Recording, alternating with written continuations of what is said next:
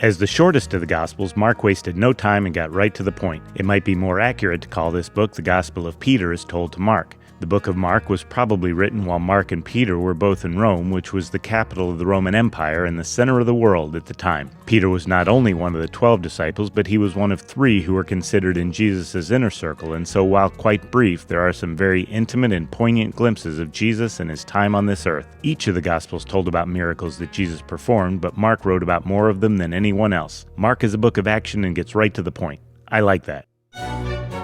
Mark begins with the ministry of Jesus and charges forward at full speed. Jesus gets baptized by John the Baptist, is tempted by Satan for 40 days in the desert, starts choosing his disciples, and jumps right into teaching, preaching, healing, and driving out demons. Jesus taught about temptations, money, marriage, divorce, serving others, and purity. The religious leaders were expecting the promised Messiah to come in as a king, riding in on a fiery steed to send the dreaded Romans packing back to Italy with them as his courtiers, and instead they got this meek, gentle carpenter's son. Although he did perform a lot of miracles, he didn't just heal some sick people. He cured leprosy, healed the blind and deaf, made the lame walk, calmed some storms, walked on water, drove out demons, and even raised some people from the dead, and that was just the beginning. The religious leaders tried to corner Jesus by asking him some difficult questions, but it was 1, 2, 3 strikes you're out as he put them all in their places with his questions. He used parables, which are earthly stories with heavenly meanings, to teach lessons about the kingdom of God, spreading the good news, faith, and even once to accuse the religious leaders of his death, which hadn't happened yet, and they knew it. He ate the Last Supper with his disciples and apparently Da Vinci just before he was betrayed, taken away, tried a few times, tortured, and killed on a cross. 3 days later, Jesus rose from the dead, told his disciples to go spread the word throughout the world, then he was taken up into heaven. That was quick.